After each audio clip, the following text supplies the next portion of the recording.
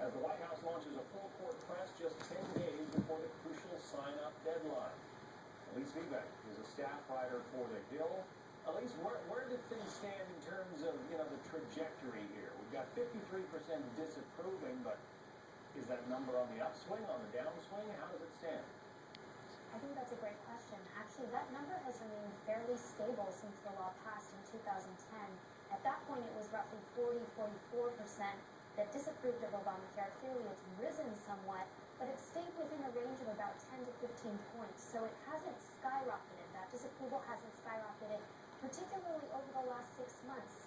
Many people would expect that because of the problems with Obamacare's rollout, we would see public disapproval increase, and we have not seen that substantially, which I'm sure is a piece of small good news for the White House amid a poll that isn't very good. Yeah, but there are other shoes yet to drop, and you did some great reporting on it, I think, earlier this week when you found that the health care premiums that people are going to be charged in some cases are going to be double or triple what they've been paying up till now. So when those kinds of things start to happen, you can't expect the favorability numbers on this law are going to go up.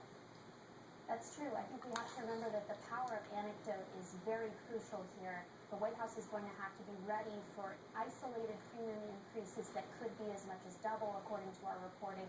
And right now, they're denying that. They're saying that overall, the country will see premium increases that are better than they have in the past, which could be true when you look at the numbers nationally. But what our sources told us is that in isolated areas of the country, insurers are frustrated enough with the administration and their policy changes, and they feel like they need to be conservative enough in their premium pricing that those premiums could dramatically increase. So I think it's important to note that this will be in isolated areas of the country, but again, part of the problem with this healthcare law for the administration has been those negative anecdotes, and they've had a lot of trouble countering that in the past. So we've got 10 days until people are supposed to be signed up, assuming they don't have a health care plan at work or through some other means. They are supposed to be signed up for Obamacare, right? What happens to those people who just don't get it done? And clearly there are millions of them. There are clearly millions of them. That's right, John.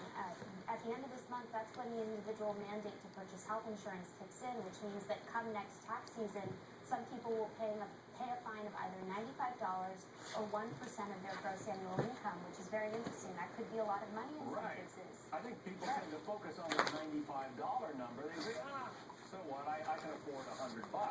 But when you start talking about 1% of your income, you make $50,000. That's a $500 fund. That's exactly right, and it's going to go